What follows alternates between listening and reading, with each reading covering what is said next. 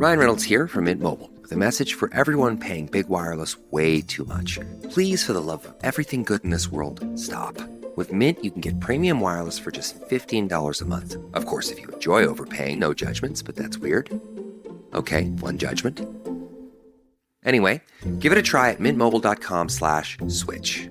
Upfront payment of $45 for 3-month plan, equivalent to $15 per month required. Intro rate first 3 months only, then full price plan options available. Taxes and fees extra. See full terms at mintmobile.com. This episode is brought to you by Greenlight. Get this. Adults with financial literacy skills have 82% more wealth than those who don't. From swimming lessons to piano classes, us parents invest in so many things to enrich our kids' lives. But are we investing in their future financial success? With Greenlight, you can teach your kids financial literacy skills like earning, saving, and investing. And this investment costs less than that after-school treat. Start prioritizing their financial education and future today with a risk-free trial at greenlight.com/Spotify. Greenlight.com/Spotify. Good afternoon, guys, and welcome to the podcast. I've got from New York City, Scott Gelber, and he's an entrepreneur, and he's going to talk to us all about how he helps Series A, B SaaS startups generate qualified sales opportunities through Google Ads, and he's got a 3 million plus pipeline generated for clients in 2023, and I think it's going to be a great addition to the audience that are interested in startup founders. Scott, welcome. Yeah, thanks for having me. I'm happy to be here. Yeah. Briefly chart your journey and how it led to what you're doing today. Yeah, sure. So as you mentioned, I run a marketing agency that's a growth marketing agency that's focused on driving qualified sales meetings for SaaS companies, specifically in the Series A and Series B range through Google Ads. And the way I got here is actually that was what I did as a career. So for 7+ years, I actually was a growth marketer inside of SaaS companies. I worked for both large and small companies, but a lot of them in that Series A, Series B range where they were starting to gain traction with their product, had good product market fit, but they were pretty early on in terms of figuring out their growth strategy. So I would come in, build the strategy, refine it, and build the systems to help them get consistent sales pipeline month over month. So after doing that for 7 years, I actually got asked by a friend who I worked with at a startup to come in and help them as a consultant on the side. And I did it, and I realized that I was able to provide a lot of value to the company I was working with. And so I thought it was just a cool way to leverage my skills. And instead of doing it for one company, do it for multiple companies. And that's how it started. And it's been evolved into another engagement and another one. And now it's a full-time thing. Fascinating. And we'll start off the conversation is one thing that's really interesting is why Google Ads, because Google Ads are very expensive. So if you're a startup, are there other pipelines or just why Google Ads? Yeah, that's a great question. And the thing I'll say is I wouldn't say it's the best fit for everybody. And this is something I learned over my career is that there's not a one-size-fits-all strategy for each of these startups. Each of them are going to have a different channel or avenue that's going to help them grow the fastest. But that being said, some of the things we look for when we're evaluating if we think this will be a good fit is one, the size of their addressable market, meaning like how many total potential companies are there that they can sell to. If that is even, it doesn't even have to be massive, but if it's anywhere above 10, 20,000 companies, it could potentially be a good fit. But a company, for example, that is only going after the Fortune 500, right? It's not the right strategy for them. They're not going to get in front of those companies through this channel. There's a little bit of volume. The second thing is, are they in an established category? And what I mean by that is, are their competitors doing what they're doing? Is there some familiarity with what they're offering? Because the truth is, in Google search, you only search things that you know, right? If you want to buy shoes, you search for shoes because you know what those are and you know that you need them. So for a lot of startups, they're bringing something brand new to market, right? That's never been created before. And the truth is, no one's searching for that solution because no one knows it. It's brand new, right? It's not commonplace. So if you have those two things in place on top of doing keyword research to make sure that there is actual search volume for your service that people are searching for, it can be a great fit. And to go back to your question, the reason we focus on Google Ads first is quite frankly, that's where we see the results the fastest. The reason being is based on what people are searching, you can infer where they're at in their buyer's journey.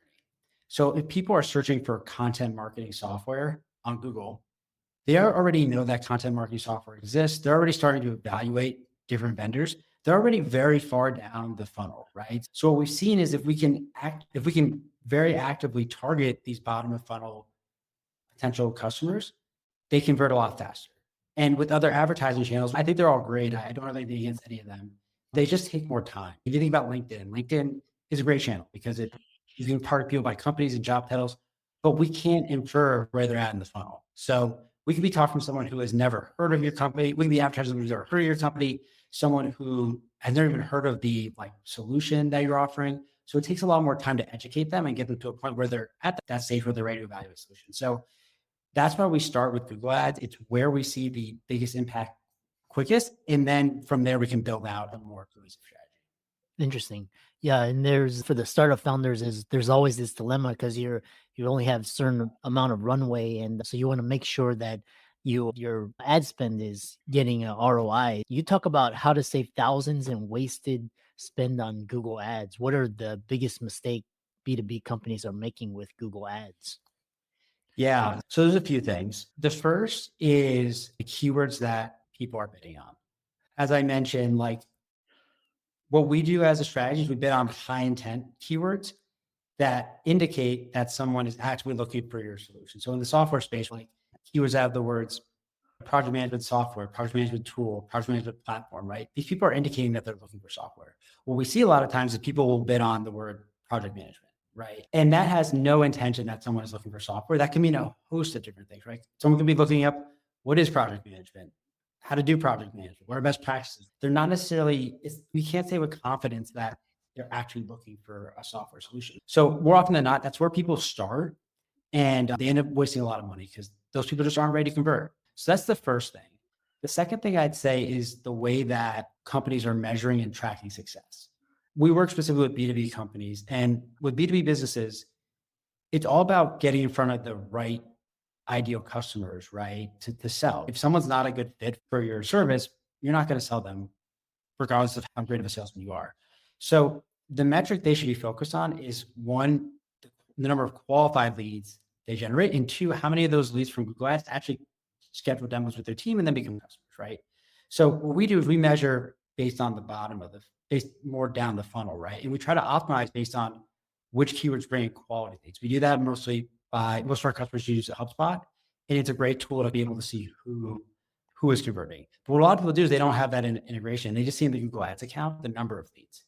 And you can generate a lot of bad leads from Google Ads. It's actually pretty easy. So what we see is people just drive for lead volume over lead quality. And we see that as a huge mistake because one, again, if they're generating a bunch of junk leads, they mean nothing, you're wasting money. And two, if you're just looking at that metric, you might think that a keyword is your best performing keyword and you should spend a lot more money on it, when in reality it's not, because maybe you generate 10 leads, but only one of them is qualified. So that's the second thing. The third thing is a lot of times people are not keeping a close eye on the search terms that they're actually showing up for. So just because you bid on a keyword in Google Ads, it actually doesn't mean that you show up exactly for that when someone searches that. And a lot of people don't know this. So what they do is they use match types that are very broad, and they don't keep an eye on the search terms report. This is a report in Google Ads that shows you actually, what are you actually showing up for? And the problem is if people are not showing up for that, not looking at that, they just spend money on keywords that are completely irrelevant. And a lot of times what we see when we go on audit accounts is they spent thousands of dollars on a keyword that just had nothing to do with their brand. Really getting tight and keeping very close eyes, make sure you're actually just showing up for the searches that you want to, and actively negative matching and pausing keywords and tightening the match types to make sure you're spending all your money on the right keywords is a big thing that a lot of people aren't doing. Interesting.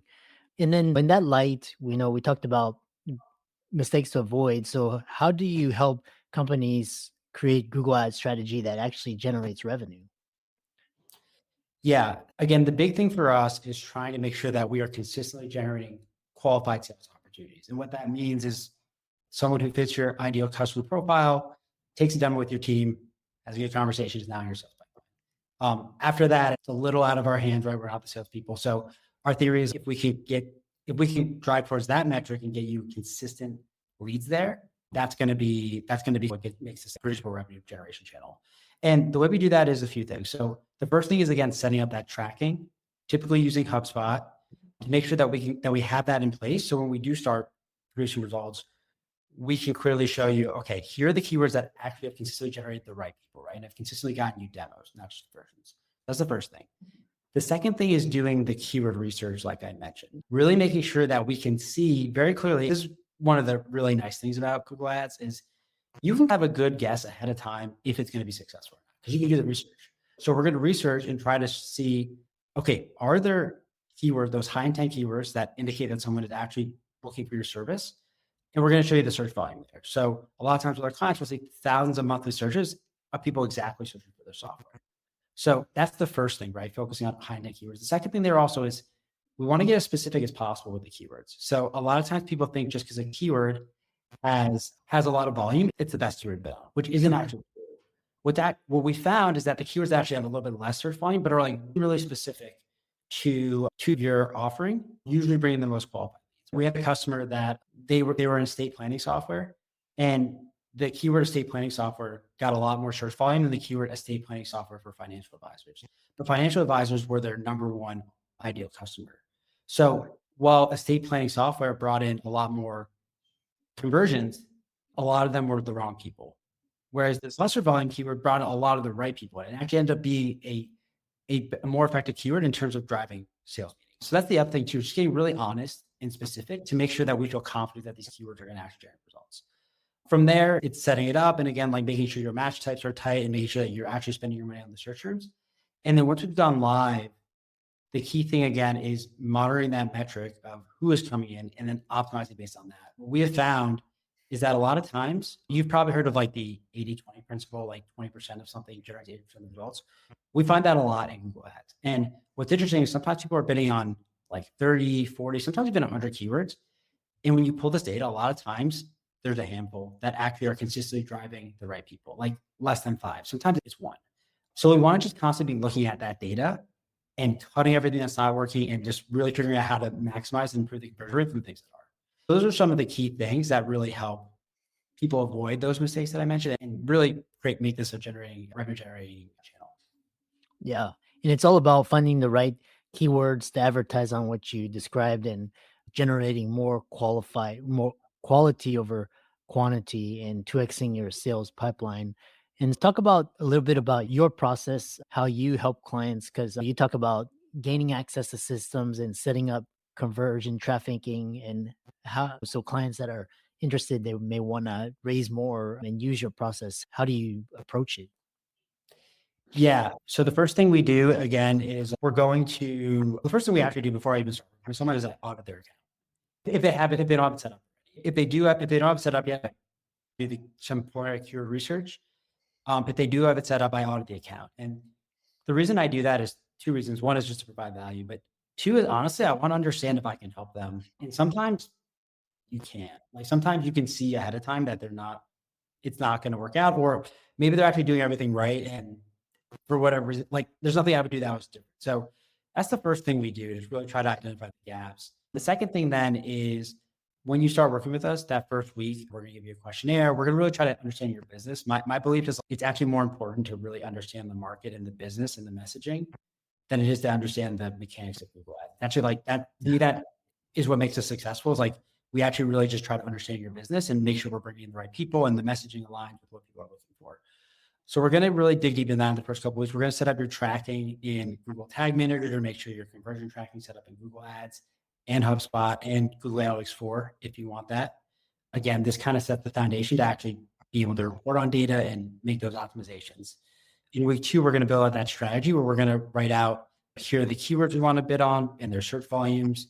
Here's how we're going to group the keywords into single theme ad groups. That's really important because you want to group relevant keywords and drive into very relevant ads. So a lot of times people have like different phrases or they have multiple modules in their software. And what people do is they drive them all to the same one ad and one landing page. So it's not that relevant for what people are searching. So we're going to make sure that we have ad copy and landing pages set up that are very relevant to what people are searching. So the big part of it is it's simple. People just want to know they're in the right place, right? If they're searching for soccer cleats, they just want to see an ad that says, yes, we sell soccer cleats. And it's like, okay, good. This is what I was looking for. I see that they do this. So some of it is basic like that. And we want to make sure that's set up to give ourselves the best chance of getting people to click and convert. There, we're going to set it live. We're going to make sure that there's some key targeting parameters in place that we've just found across a lot of B2B companies that have been effective. For example, for some reason, more qualified leads convert on desktop over mobile devices for B2B. I think the reason is when it comes to like work-related purchases, people are doing that at their desk when they're at work. They're not really like scrolling on their couch on the weekend for software for their company. But we've seen that time and time again. So we're going to make sure that we're bidding more heavily on desktops. We're going to make sure we're only bidding on weekdays during work hours, things like that to make sure that the target is tight originally. And then we're going to go live. And I think that's where this whole setup gets you in the right direction. But the magic really comes from learning from the data and thinking critically around how to get more out of what you're doing. And from there, we meet with our customers bi-weekly to review these results and really show them every lead and every keyword they came from and really try to understand, like, are these good? Are these not? Why not? And make decisions based on that data. So it's all, again, I'm going to sound like a broken record, but it's all about looking at the quality of the leads and making your optimizations based on that. Yeah. And so to round it out, talk about some just case studies or testimonials, how you help businesses scale their process to 2x their sales pipeline from Google Ads. And you actually have 90 days or less. So talk about some of those studies. Yeah. I'll share one that we haven't published it yet, but we're about to, that I'm really excited about. We've worked with a company called 401 Go.